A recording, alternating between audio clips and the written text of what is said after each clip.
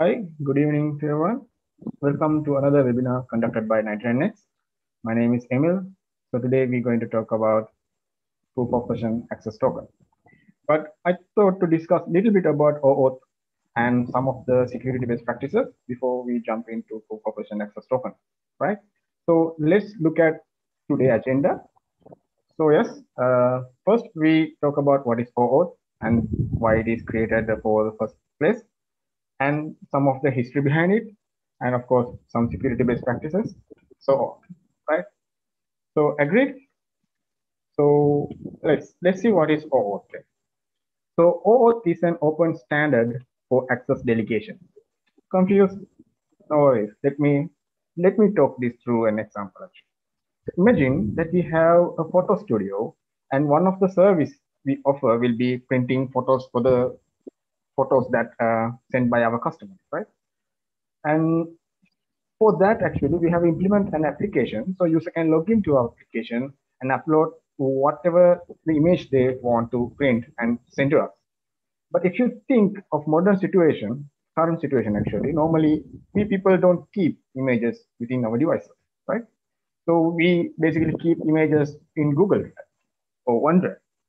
So think now we need to implement a new feature where user can log into our application and connect to Google Drive and or OneDrive, whatever, and get fetch the images from there and send to us and get them printed, right? So sound pretty much fair request, right?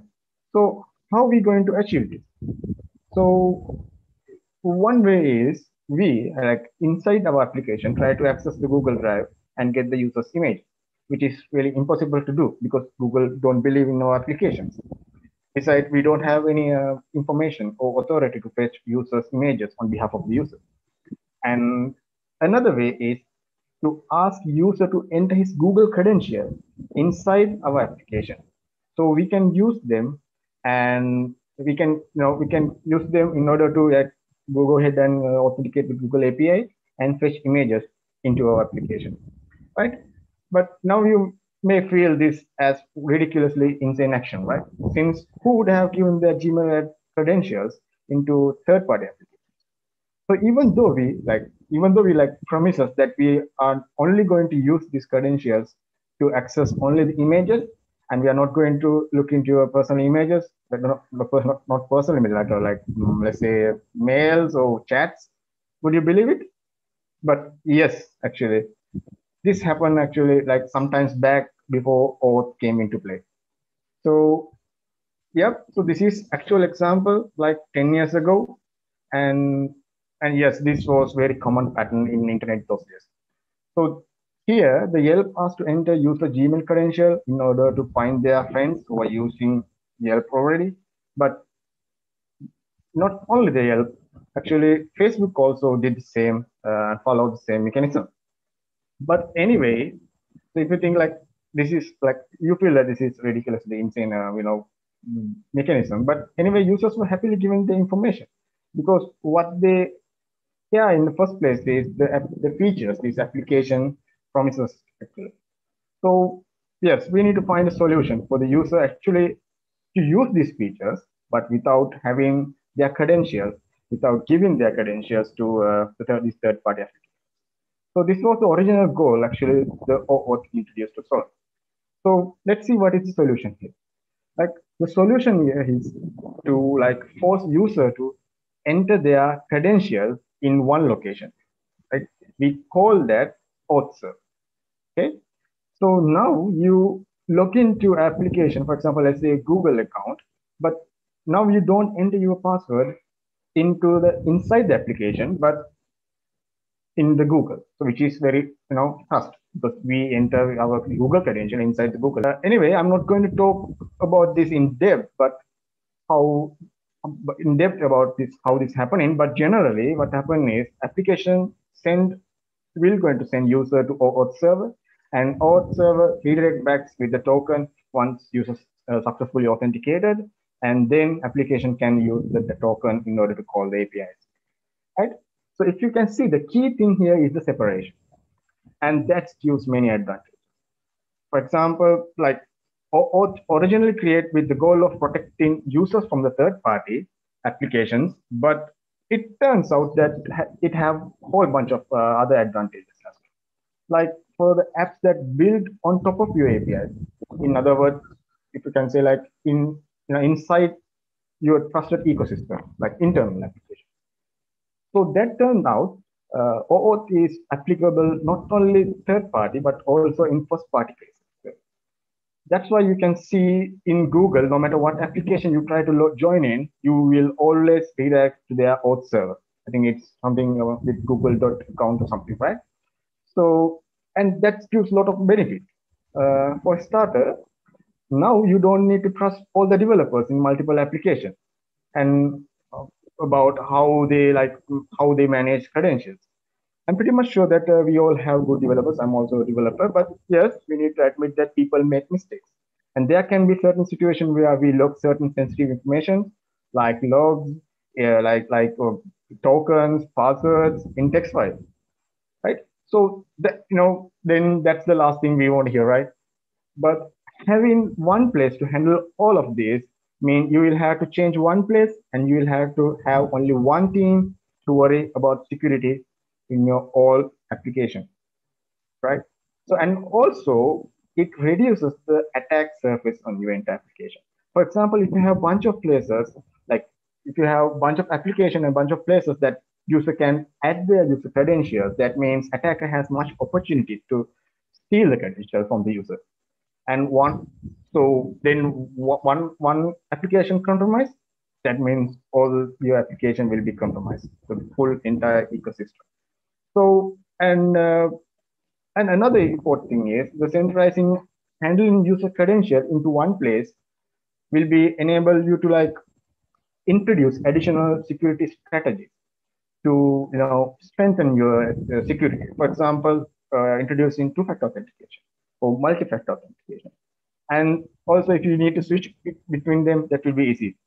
Like if I give you an example, if you have two-factor authentication with SMS, which is not recommended anymore actually to use SMS now. But if you want to replace it Google Authenticator app, it will be much easier to do so, since your user will go through auth server. And if you change inside the auth server, then every other application will going to benefit. So yes, that was the OAuth.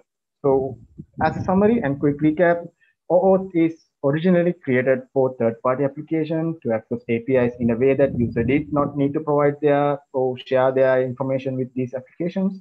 And lately, organization realized this is much beneficial and this is much like in this pattern actually, even in first-party applications. And they started to use OAuth inside application, even for application that they use internally. Cool. So, right. So, yeah. So hope you have now a good idea about what is OAuth, right? So let's see actually how it started, right? Bit of a history lesson. Okay. So if you go back all the way, like if you go all the way back to 2005, that is where this concept is started to build about web-based authentication and with with SAML 2P and WS Federation, and in 2005 actually. So then 2007 the OAuth 1.0 was introduced, which we discussed earlier, right? If you want a quick recap, yes. Yes, the OAuth is a kind of protocol that for requesting access token to access resources from service to service on behalf of the user. And yeah, because of this reason, OAuth 1 became very popular. And then after 2012, OAuth 2 was introduced, which they call is a simplified version of OAuth 1. And yes, in 2012, like OAuth 0 with a bearer token, like I said, and 2017, there's OAuth 2 native application. It is not a spec, but it is a BCP, which stands for best current practice. There's a reason why we tell this is best current practice is like, these are the things that we discover at that moment. And of course, this can be changed, right? So we'll talk about that in this talk. And right, and 2020 we had this token exchange with mutual TLS, and yeah, then now it's, I think if you are into this security stuff, I think the OAuth group is talking about OAuth 3, like next version. I don't know, but if that the version name is still a mystery, I think they still figuring out what to call them that. And yeah, but in slide you can see a very brief specs, but other than these specs, there are a lot of documents that came out, but these are the things that I picked personally that I thought that this would be beneficial for you guys. Okay, so enough from the history. So let's look at some security best practices. So uh, before that, I want to talk about and understand about modern token-based application structure. So yes, this is a big picture. So how the basic token-based system look like. So you have a user, human basically, and a client. So if you're wondering what is the client is a piece of software that typically want to access the resources. We call that API, the resources. So the client cannot access the resources if the resources are protected directly. So that means client need to go through an authorization server and ask for the permission for space. If the authorization server is happy, then we'll get a token and then we can use the token to access the resource server, right? So the client, right? So when we talk about clients, actually we have basically two types of clients. One is machine to machine clients, where we call them non-interactive clients, which means there's no human being present in that kind of communication. And other client type is interactive clients, where human being is involved, for example, web applications or mobile applications, right? So if you want to learn or identify security risk, right? And for that, actually, we need to identify what are the threats that related to developer. The reason that I mentioned the threats that are related to developer is there are some threats that we as a developer cannot do anything, right? For example, like no one currently, we are not recommending or we are not encouraging other developers to use unprotected network, right? So we always try to encourage to use the users to use TLS. But there can be situation where TLS is compromised, or maybe there's issue with your DNS. So in that scenario, there's nothing you can do. It's the network guys need to jump into and look into that. So what are the threats that related to us as developers? One, click user or client to trust the modified resource server or authorization server. Yes, this is one we need to be aware of. Where attacker can set up a rogue or maybe let's say a fake client or resource server to trick the user. So, right? So if that's possible, that means that would be pretty devastating issue in your system. And next is open redirector vulnerabilities. This is the place that where most attacks happen actually. For example, if you we'll talk those issues in if you think about implicit flow, we'll talk in late in the future slide. So there we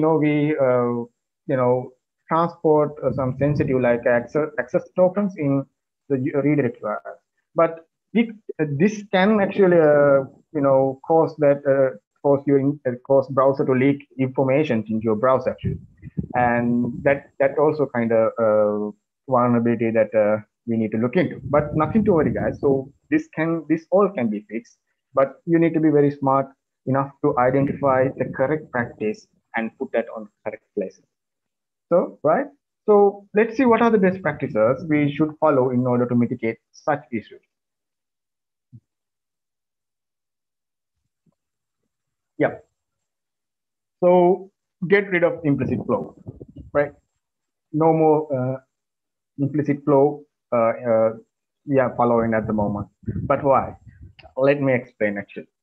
So implicit flow is used basically for browser-based application, where we can send access token in URL directly from the authorization server to client. with we call that in front channel, which is not secure, right? It is very vulnerable to attackers. So then you might think, then why this introduced in first place? So yes, this is not a new issue, guys. Actually, this is known issue from the beginning. And if you remember, in 2012, actually, this OAuth concept started under the OAuth document release. And there's a document called threat model. And this issue was included there as well. So what I try to say basically is this issue, this is very unknown issue until now. So why, the reason why that we keep using this source, at the time where the OAuth 2 introduced, if you remember that we talked in previous history section. So in 2012, people need to find a way to support OAuth in browser-based applications. But if you remember, in 2012, it is almost like it is impossible to use AJAX request between cross-domain because we didn't have host, basically, right? So that's why they came up with this method, and then they thought, okay, let's pass information, everything in the query string. And so, yes, you can call it like whatever, like this is workaround.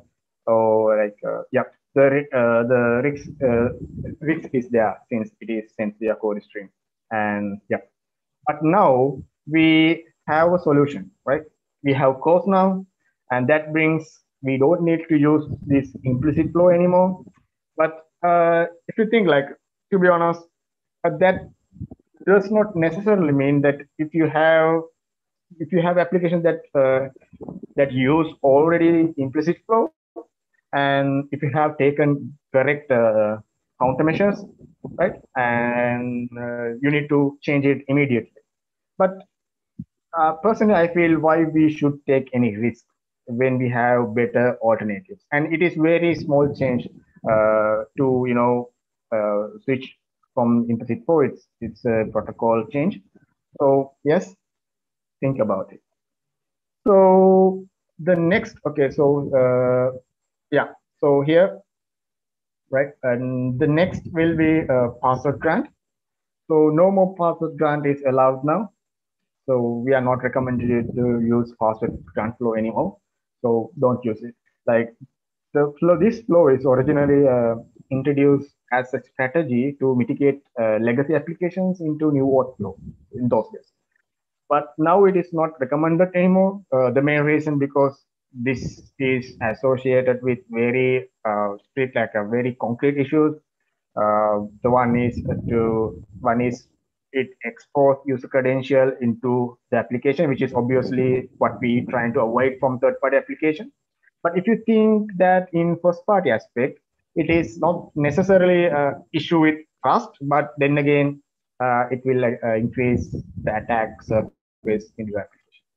So another issue is it is hard or even sometimes impossible to extend the support to multi-factor, because the way that how password grants work, simply it's take the user passwords and exchange it for access token. So there's nothing in between where you can add or introduce another layer to multi-factor authentication.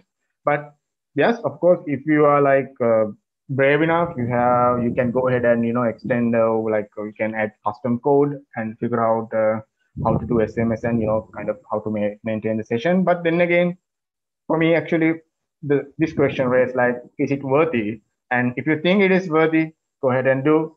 And yeah, may the force be with you. Cool. Yeah. Finally, like these things actually. So if you feel like more overwhelming, but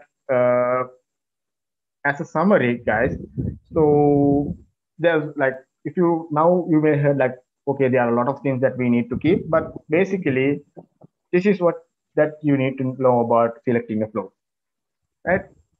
Like if you have interactive clients like web application or mobile application, you can go ahead and use code flow with Pxc extension. I will explain what is Pxc in future slides. And if you have like server client, which is non-interactive application, then you can use client credential flow. Okay, so let's see what is Pxc then. So Pxc is standard for proof key for code exchange. And this is originally introduced for mobile application to protect OAuth code flow. And that turned out, recently that turns out where we can use this in other applications too. So to tell you guys this about the Pxc mechanism, so this is simply a mechanism that used to protect authorization code in free directory. Right? Why is that? Let's see. So if we look into traditional authorization code flow in Flow, what happens is authorization server issues the authorization code in URL back to the browser, and the browser deliver it back to the application, and the application is, then exchange it for token, right? And so here the issue is the authorization server has no idea whatsoever whether that code is actually get into the application, right? If I explain in another way, like it's like if you have a wall and the authorization server is in the other side and the client is in the next other side, and then it's like throw in the access, code, authorization code over the wall and hoping that the application is going to catch it, because authorization server doesn't have any idea. But what will happen in case that code was stolen by attacker? So yes, the attacker can use that code in order to negotiate or get the access token. Right. So like one way to solve this, you might think, okay, if we can introduce a secret, then we can solve it. But to remember that for the public client, actually, we cannot keep a secret. For example, if you have single page application, if you try to keep a secret within the single page application, you know that single page application, JavaScript based application, they are running on the browser, then all the source will be available. And same for the mobile application as well. So now there are a lot of tools that we can use to reverse engineer and get the code, and then then that will be not secret anymore. But yes, of course, there are certain ways that we can mitigate such issues, but we cannot say that we can prevent that issue happening, right? So yes, so that's the where that Pxc came into play. So how Pxc works is, when application going to start the authorization flow in the client, it create a random string, which let's say we call it as a secret, and it hash the value and send along with the authorization request to the authorization server from the front channel. Nothing to worry. Yes, of course, it's going front channel, so it is available for the attacker as well. So it's hashed, and it's a hash version. So what will happen in the authorization server is authorization server store that somehow in the server, and return the code. So after the client application got the code, so what it do is it sends the generated secret to the server along with the code, but this time it's not going to hash, and it is not going to send through a front channel, but this time it will be sent through a back channel. So it's more safe. And then now the authorization server has the hashed value and the plain text value that came along with the code, right? So what authorization server do is now it's going to hash the plain text value and compare it the value that came first when we asked the code, and that verifies that code is sent from the client. Okay, so yep, right. So those are the basic practices that I want to talk. And to summarize all of this, so yes, there's no implicit flow, so it's gone. So don't use implicit flow anymore, and use Pxc is mandatory. And refresh token. Oh, I forgot to talk about that. Refresh token must be either used with secret or the one-time usage. So if you guys using the refresh token, like to make for the public client, so then you have to make it like one-time usage. So then you can prevent happening replay attack. So each time you try to fetch a new refresh token, you will get a new one, and the previous one will be blocked and invalidated. Okay, and yeah, and now bearer tokens will not be sent over the query string, just like we discussed earlier. Now it will be sent to on the back channel as HTTP headers, or inside the HTTP headers, or post requests. And yeah, and redirect URL must be compared exact string match. You need to make sure that the things that are set up inside the client should be the ones that you send, because it's matched the exact same string. And I think still in the spec they said that okay, we can support multiple redirect URLs, but we need to make sure that those are matched exact same. Okay, so yeah, cool. So let's jump into the next session, which is about OAuth 2.0 versus OAuth 2.1. What is different, right?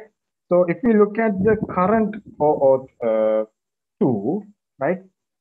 We got these are the specs, and there's a flow that RFC, and why we call this RFC and how this happened, right? I'm not going to talk about them today actually, and and yes. So we got RFC 6749 and RFC 6750, which are core documents of OAuth 2 that published in 2012. And this 6749 document is mainly described authorization framework that includes code flow and implicit grant and password and client credentials. And the second document, which is 6750, describe the access tokens, mainly bearer tokens. So from the past years, we learned the mobile application cannot use the secret. Now they have the Pxc. And for that, then there was created a separate spec as the extension, which is RFC 7639. And that describes what is Pxc mechanism and how to generate keys and so on, right? And after that, another spec was created, RFC 8252, which describes why we need why we need to use it, and how Pxc going to involve with mobile or for native applications. So if you are into mobile application development and you like to do some R&D on, learn about what are the security best practices that we can use in mobile application, then you can go ahead and read this, find this document and spec and read it. And and after that, there's another document, but this time it is not a RFC. It is a BCP, which I mentioned earlier. It is the best current practice, which and this is for Pxc for single page application. So this includes all the best practices that we should follow when we implement in Pxc in the single page application, right? So with all these changes or the extension, another BCP came along with security, and that updated a whole bunch of things. Like it removed the implicit flow and password grant. Now you guys know why is that, and says you should use Pxc for every type of interactive clients and not just for mobile applications. And also said that we cannot say cannot send access token via query string. You now also know why is that. And so now there's a whole bunch of addition and taking away things to OAuth 2.0 over the previous years. But if you look at the end, you may confuse, like, okay, there are a lot of documentation, which is very hard. But if you look into this, actually, you may feel this becomes a lot less complex than what we thought. So basically, in OAuth 2.1, I can say that it's a simplification of OAuth 2.0. So here's the summary, like I explained earlier, into You will use OAuth code and Pxc and as a main redirect based flow for interactive clients again. And we have the client credential flow for non-interactive clients, which and for token can't be sent. Token should be sent either post or HTTP headers now, and yep, everything. So yeah, so that's bring end to this OAuth 2.0, and hope you guys know that what is now should you guys should know that okay, so what is OAuth and what is OAuth 1 and how it what is the benefits of using OAuth actually and what is OAuth 2.1, right? So yeah, let's jump into today's main topic. So since now we will have what is OAuth, like I explained, so you have some idea. So let's see what is this proof of possession concept. So, right? So idea of proof of possession has been really challenging for OAuth for a long time. So that means this is not a new idea.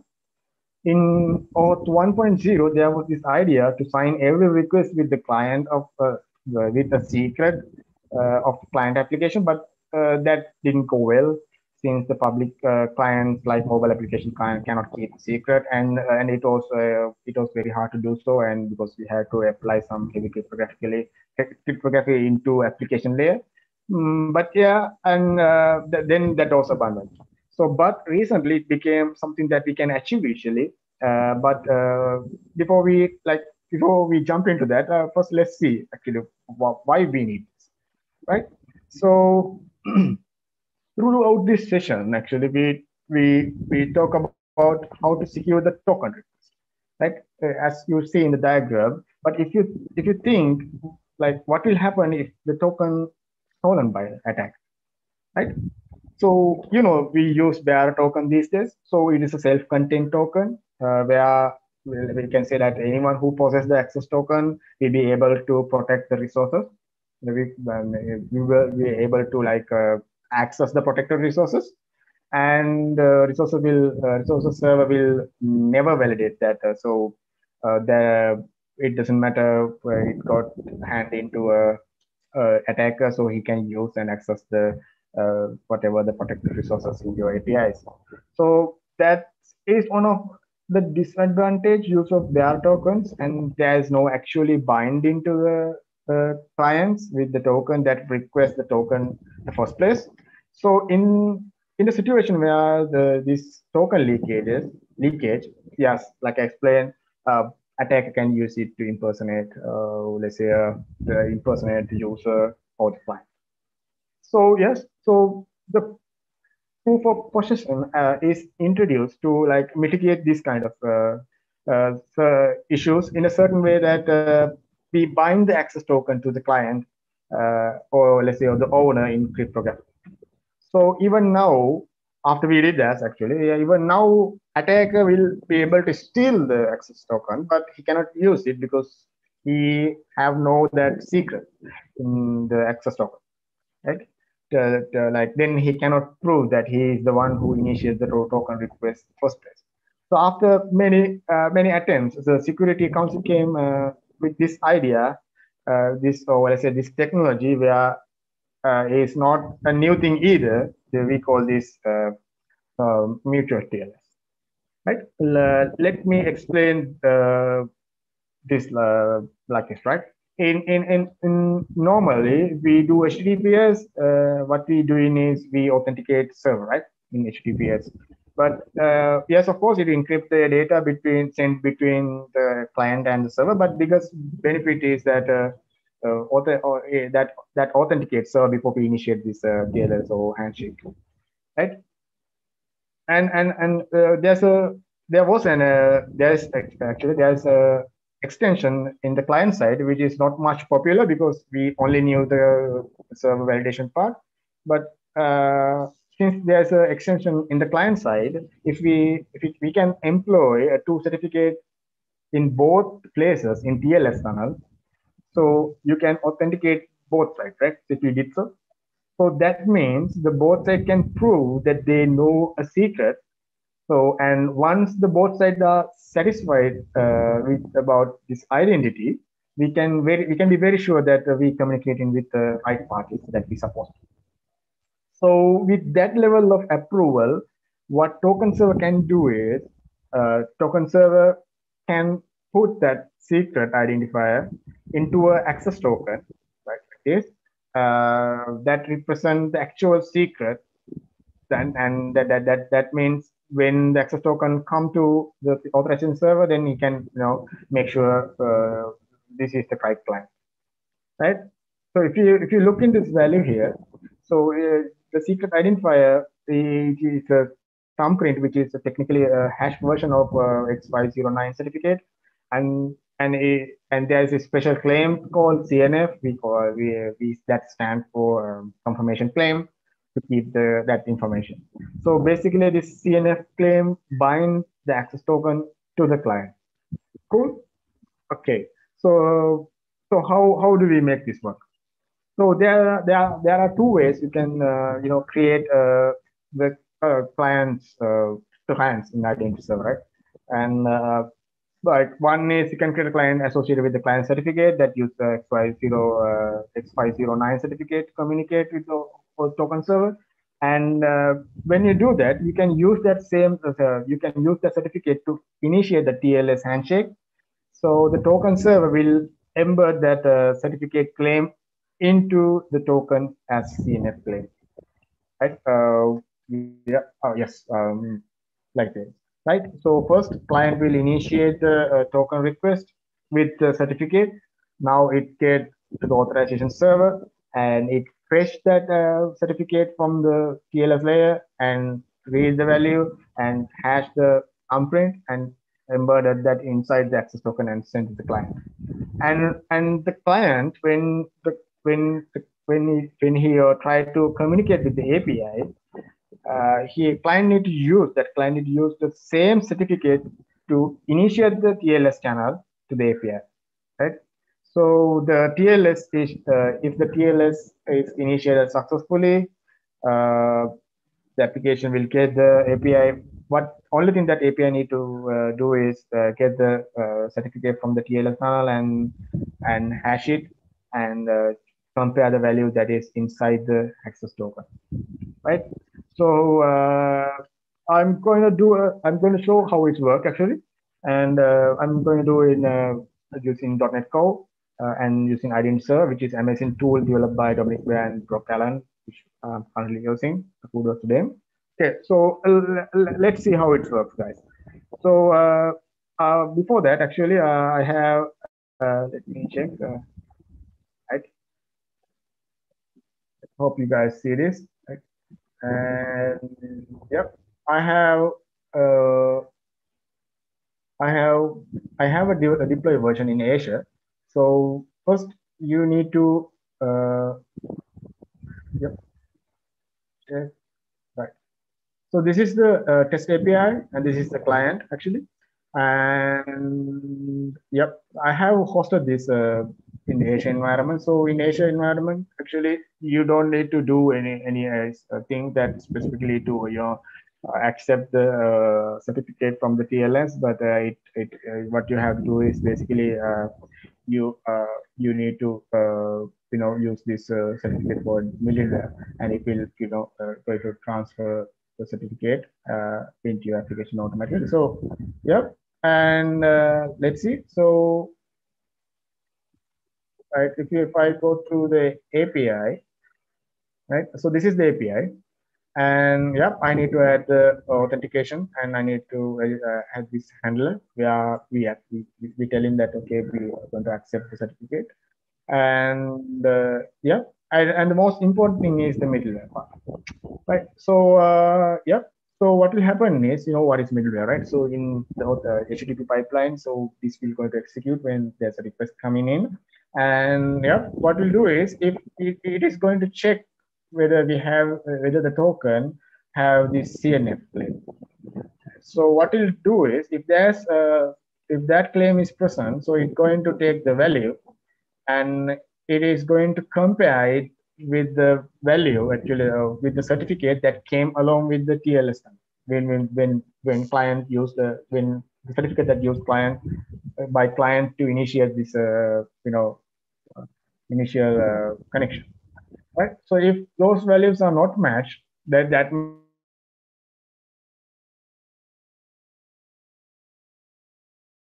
to reject that. So that's what happened. So let me demonstrate that a little bit. So here's the client that I created. So yep, as you can see in the first line that I'm selecting here, so I'm using this client certificate here. The client use the handler, and then I'm trying to call that API, which is in the Azure App Service environment, and see the result. And here I'm trying to call the same endpoint without using this no certificate. So you can see here I'm using just HTTP client, no additional certifications, cert insert here. So let me run this. Right.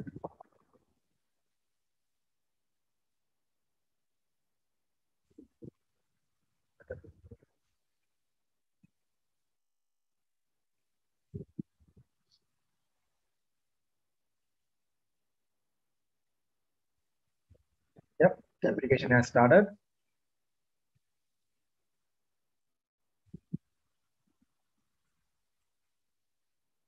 Right. Okay. So as you can see, okay, we got the access token successfully. Now we have this CNF claim, and now we're going to call the API using cert. Right. Yep. We got the result. Calling it's working, but let's try without the certificate. Yeah, now it says forbidden. That means even though that this token is leaked, the that an attacker he cannot use this actually to get the information, because this information that the secret will never send over the wire. So it's sent from the back channel as post request, so that is not visible to the attacker. So he don't know anything about the secret, then he cannot use that against the application in order to fetch it. So yes, guys. So this is the code, and one thing that I want to tell you guys. So when you create this X509, because now it became like .NET Core 2.0 something, we can create certificate, but I had issues when I create, because I need to check with this key usage extension, because earlier I was using this value which is in the top, then it created the server certificate, but here you need to use client certificate, then you need to uh, have the code like this. Okay, so yep, and that's bring almost like end to the session, but here is some interesting topic. If you are into security stuff, these are very interesting, that I think those are in draft mode at the moment, and people uh, there are a lot of discussions going on, which is a rich authorization request, very nice thing to see, and JWT secure authorization request, we call it jar, and also push authorization request, right? So I believe this will be like the future of way that we going to do authentication in a couple of years. But yes, so I think we will going to put these links in the chat. But if you have any questions, so it's time to ask. So I will be like 1 minute or two, so we can discuss about the questions. So we can put those info questions in the chat. So I will into that. So yeah.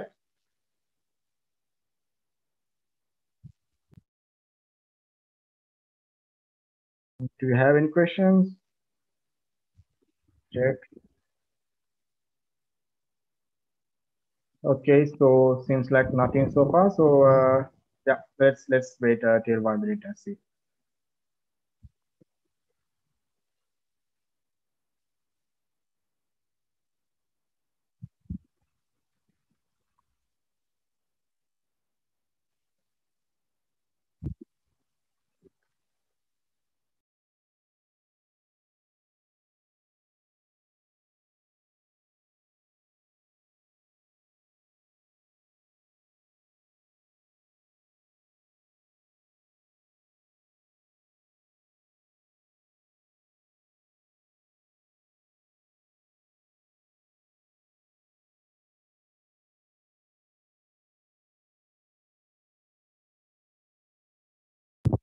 Okay, seems like there's no issues, no questions. So yeah, no worries. Thank you very much for joining in, and please subscribe to the 99x channel so you'll be getting a lot of interesting topic in future. So thank you very much for joining. Have a nice day. Bye bye.